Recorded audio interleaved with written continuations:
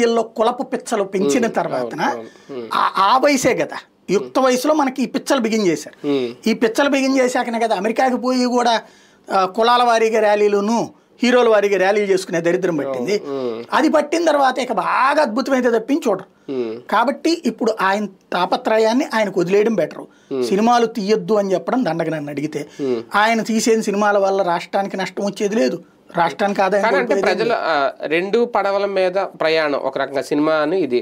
కానీ ఏదో ఒక భవిష్యత్తులో సక్సెస్ అవ్వలేకపోతున్నారు. రాజకీయ భవిష్యత్తు కానీ సినిమా భవిష్యత్తు. ఆల్రెడీ సినిమా భవిష్యత్తు సక్సెస్ ఇక్కడికి వచ్చారు కానీ ఇప్పుడు ఫెయిల్యూర్ చూడాల్సి వస్తుంది. సక్సెస్ అయినట్టే అనుకుంటా పోలే. ఇప్పుడు సినిమా హీరోలు సినిమాలు ఫెయిల్ అవుతాయండి, హీరో ఏం ఫెయిల్ అవ్వడం, నిర్మాత ఫెయిల్ అవుతాడు ఎప్పుడైనా. ఇప్పుడు పవన్ కళ్యాణ్ సినిమా ఆశించిన బడ్జెట్ రాలేదు. ఇదివరకటి రోజుల్లో అయితే ఎన్ని రోజులు ఆడిన దాన్ని బట్టి హిట్, 50 రోజులంటే హిట్, 100 రోజులంటే సూపర్ హిట్, ఇట్లా ఉండేది మా చిన్నప్పుడు మేము కాలేజీలు చదివే రోజు. ఇప్పుడు బ్రేక్ ఈవెన్ వస్తే హిట్ అని. అంటే ఒక సినిమా హీరోకి కమర్షియల్ ఫెయిల్యూర్ అనేది చాలా దెబ్బ. ఓకే, ఈయన ఒక స్టార్ హీరో కాబట్టి ఆ దెబ్బ ఉండకపోవచ్చు, కానీ భవిష్యత్తులో ఇబ్బందేనా? ఏముండదు అంటున్నాను నేను. అనేది సినిమా పరంగా హీరోలకి, అగ్ర హీరోలకి, ఇప్పుడు మహేష్ బాబు, ప్రభాసు, పవన్ కళ్యాణ్, జూనియర్ ఎన్టీఆర్, అల్లు అర్జున్, ఈ బ్యాచ్లకి ఏ ప్రాబ్లం లేదు. హీరోలకు ప్రాబ్లం ఉండదు.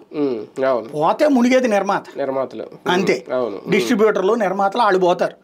వీళ్ళకేం బాధ లేదు, మళ్ళీ నెక్స్ట్ సినిమాకి ఆప్షన్ వస్తుంది. ఎందుకంటే ఒకప్పుడు నిర్మాతల బేసిస్ మీద రాజకీయ